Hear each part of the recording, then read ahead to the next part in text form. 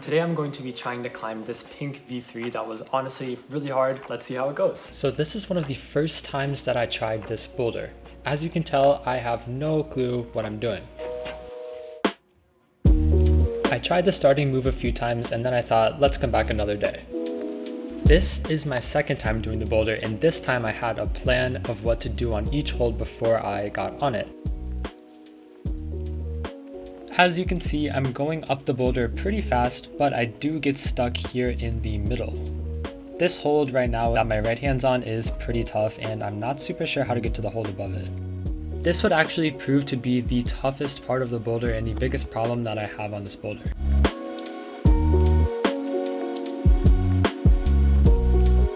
In my fourth try, I'm going a little bit slower, trying to have good feet placement and really trying to figure out what to do on this hold that my right hand's on, because it's just really steep and I have to grab it, if you can see, from the left.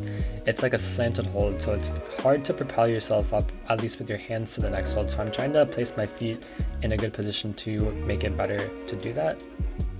Okay, so if you followed my climbing journey so far, you know that V3s are at the very top of my level. I have never climbed anything above a V3. I tried a V4 once and I got like 1 or 2 holds up the wall and then fell, and I literally couldn't climb past there because their holds were so hard to grab.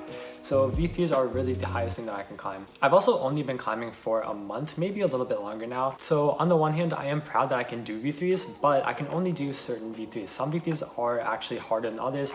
Like for instance, right now there are 2 overhang V3s that are just too hard for me to do. So this V3 I would say is doable, but it's pretty much at the top of my level. It's pretty hard. There's a move involved that I didn't really learn until I did it for the first time on this climb, and that's how I sent it. That's coming up. But usually I can do some V3s and some other ones I can't do.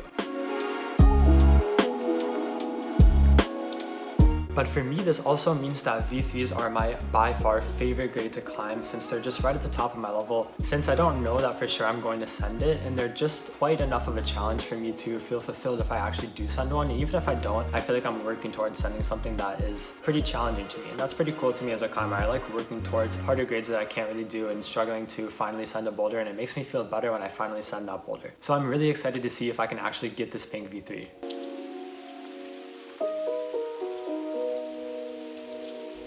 Alright, this is my 5th try and I'm still trying to go at it pretty precisely here.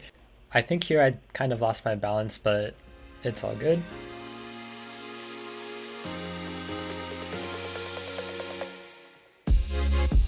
And then here I just kind of tried to jump for the last hold, as you're about to see.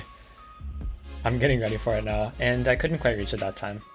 This is the 6th time that I'm trying this boulder. It's a fresh day, I have a different shirt on, and I am climbing with a lot of strength and precision. Usually when I give a little bounce after I reach a new hold, it means, to me at least, that I am climbing pretty well. And here is the move that I was talking about that kind of allowed me to send this entire boulder. It's this heel hook here. So this is really cool. It actually felt really nice to do, and it just totally freed up a hand. This is actually from someone in a previous video in the comments that gave me this tip, so thank you so much and shout out to you for doing that. I honestly would not have been able to send this boulder without that, so it's pretty cool. It's something that I can add to my toolbox now, and I'm pretty proud of this boulder.